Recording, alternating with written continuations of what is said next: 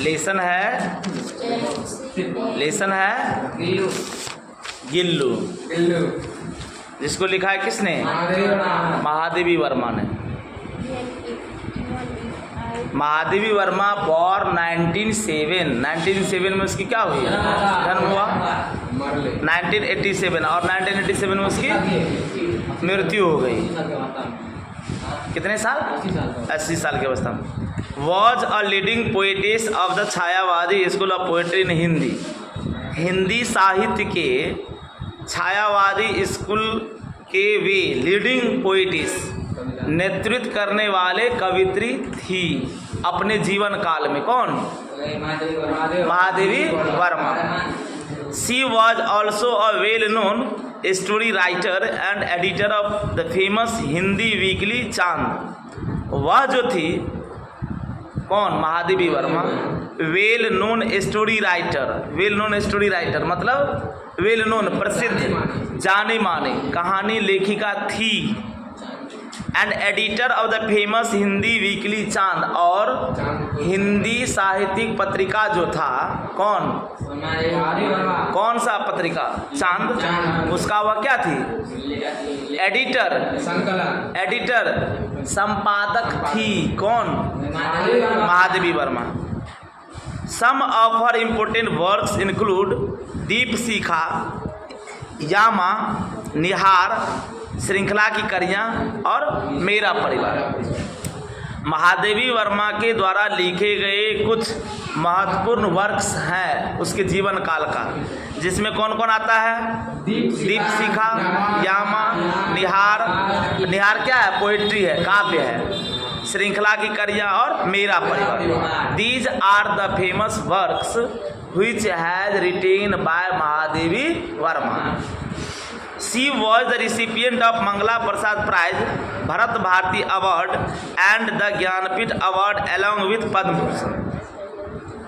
She was the recipient of Mangala Prasad prize. वह जो थी, कौन? महादेवी वर्मा, को मंगला प्रसाद प्राइज से भी सम्मानित किया गया, भरत भारती अवार्ड से भी सम्मानित किया गया, और ज्ञानपीठ अवार्ड और ज्ञानपीठ पुरस्कार से भी सम्मानित किया गया है।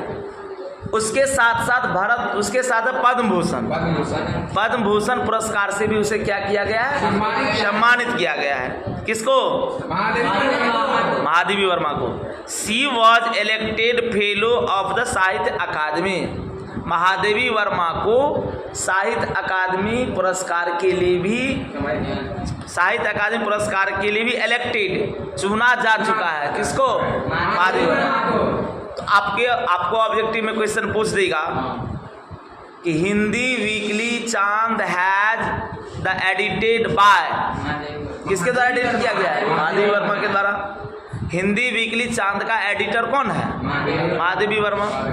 When she was born, कब जन्म हुआ? 1907। When she was died, 1987।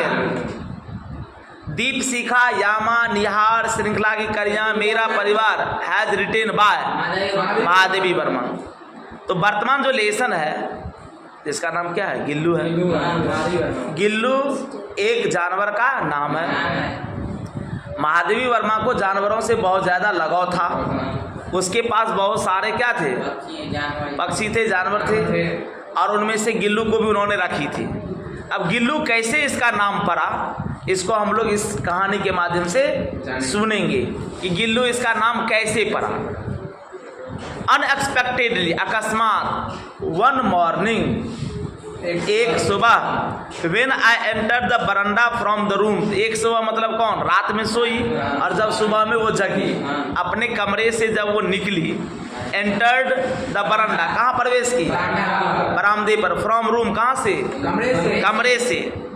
I saw two crow playfully poking their beaks at the flower pots as if engaged in the game of hide and seek.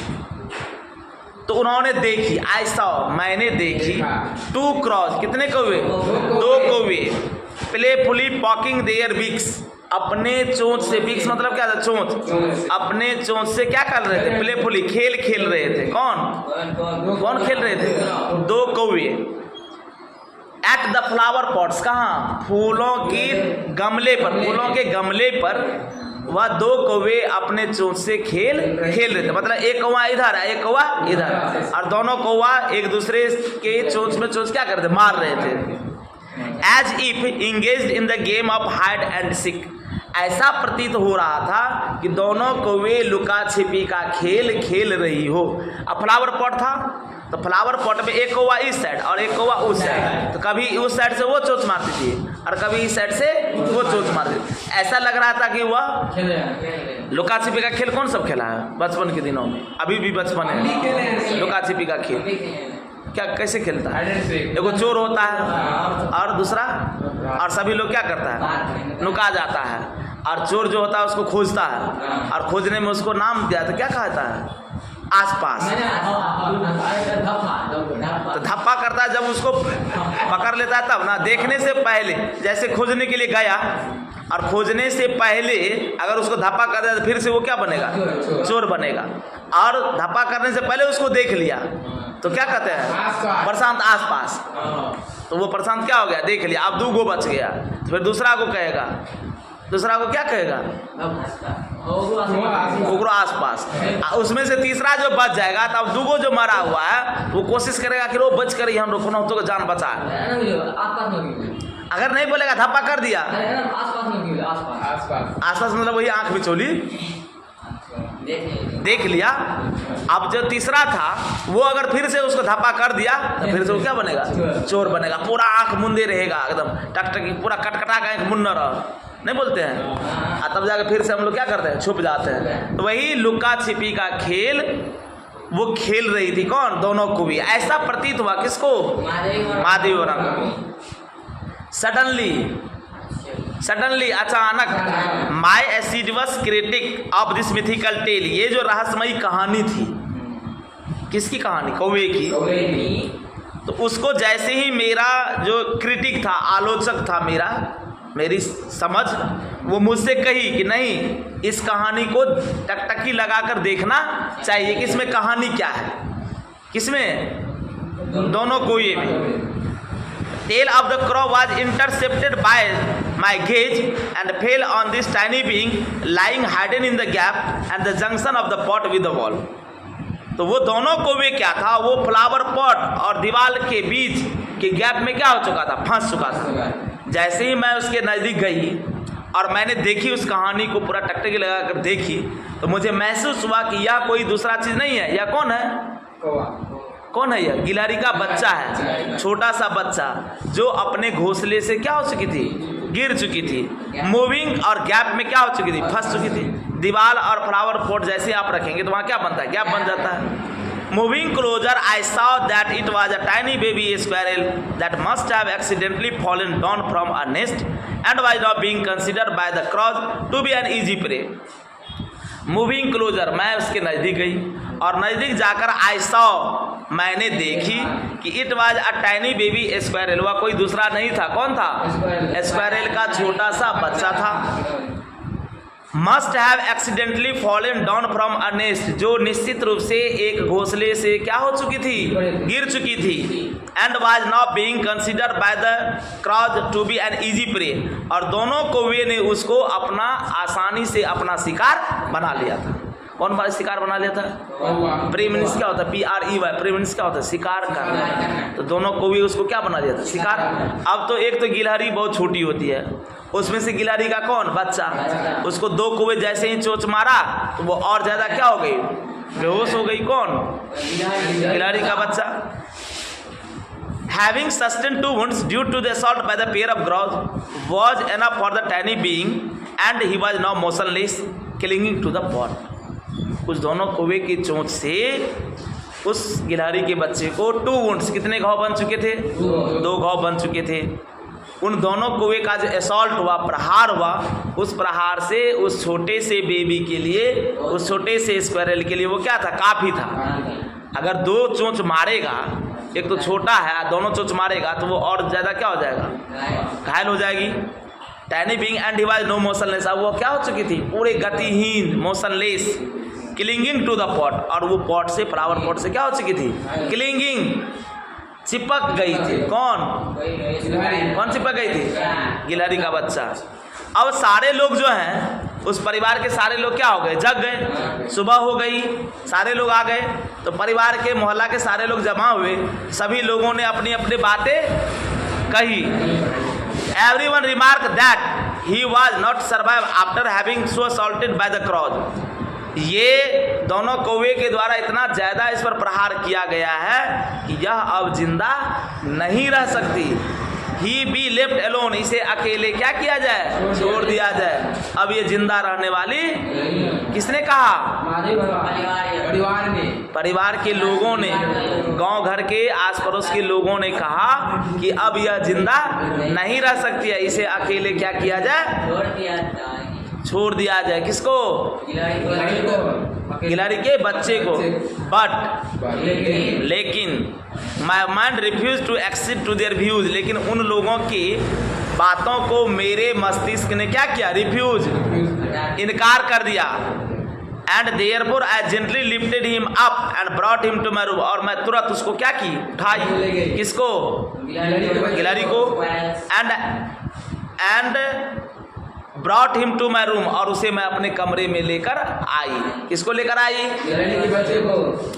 And after, और उसके बाद, weeping the blood, उसको मैं सूती कपड़े से, from his wounds with cotton wool, सूती कपड़े की मदद से उसके घाव के सारे ब्लड को क्या की, वीपिंग, पोंछ दी, साफ कर दी। और उसको साफ करने के बाद अप्लाइड पेनिसिलिन ऑइंटमेंट, कौन सा मलहम लगा दिया, पेनिसिलिन मलहम उसके घाव पर लगा दिया। अब ये जान लीजिए कि किसी भी घाव कटे फटे रहेंगे तो हम पेनिसिलिन ऑइंटमेंट का प्रयोग कर सकते हैं। तो कौन सा ऑइंटमेंट लगाया, पेनिसिलिन ऑइंटमेंट लगाया। कौन, महादेव और माँ, किसके घाव पर, गिलहरी के। गिलहरी को कितने कौवे ने चोंच मारा, 2 कौवे ने चोंच मारकर कितने घाव बना दिए, 2 घाव बना दिए। आपको ऑब्जेक्टिव में पूछेगा, 2 क्रॉज प्लेफुली पॉकिंग देयर बिक्स, 2 कौवे चोंच मारा, हाउ मेनी वुंड्स, कितने घाव, 2 वुंड्स। अब उसको उठा कर लाया कौन, कहाँ लाया, अपने घर में लाकर क्या की,